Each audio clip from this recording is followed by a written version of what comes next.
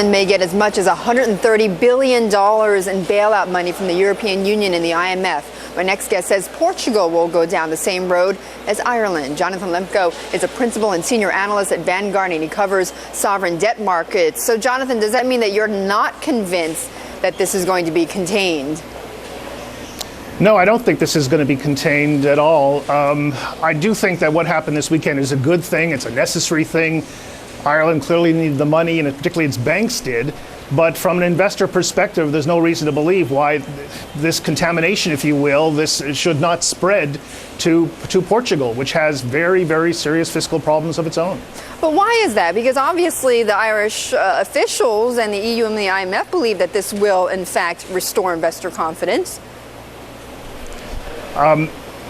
Yeah, they certainly, I think from the perspective of the EU and these IMF officials, they saw this as a necessary step. They were hoping it would restore investor confidence. There was no guarantee of that.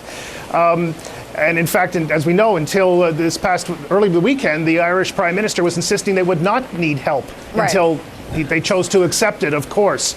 But underlying all of this is the fact that first Greece, then Ireland, Portugal, maybe Spain, although I have doubts there, all had serious fiscal problems that are simply not going away. So what we have is a short-term panacea, a short-term stopgap, if you will. In the Irish case, we know that they were self-funded through June of next year. Now they've gotten probably another year, probably two, to work with. But after that, we could be returning to this again unless we see growth. Key to this entire process will be some kind of meaningful growth in these peripheral countries of Europe. And in the absence of that, we're going to be returning to this crisis-like situation for a very long time. So is that a matter then, Jonathan, of just sort of biding time and waiting for the Eurozone to recover and restore that growth? We can't just bide time. Obviously, we do what we can to promote investment in the region, in Europe. They themselves will be undertaking austerity measures to cut their deficits and their debts. They themselves will be doing what they can to promote investment, both domestic and foreign as well. All of this is our necessary conditions, and then we have to hope for the best. Ultimately, we need worldwide recovery as well.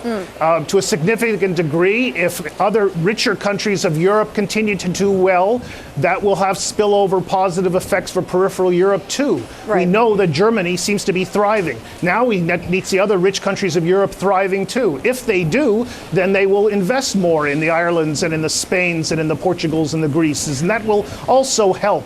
But ultimately, these countries have to get their act together on their own. But why does it sound like, and correct me if I'm wrong, but why does it sound like the buck stops with Portugal? Because Spain, although usually classified as one of the peripheral countries, because of its terrible fiscal problems, does have advantages Portugal doesn't. Most notably, it has a highly diversified industrial base. It's got a lot of industry.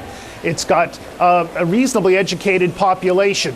It's a much bigger population. It's got more wealth. It has certain strengths that Portugal probably doesn't. That's why best guess is this won't spread in a meaningful way to Spain. But I suggest it's a guess because it's possible. Okay, so Jonathan, then leave us with this thought. How long before it plays out to the end? I mean, what are we talking about in terms of infecting Portugal and then so on? All right, again, educated guessing, but I think in the case of Portugal, we need to see some meaningful growth in the next quarter or 2 quarters. And if we don't, then within 6 months to a year, we'll be revisiting this whole notion of bailing out of Portugal. All right, the cycle repeats. Jonathan, thank you so much. I appreciate it.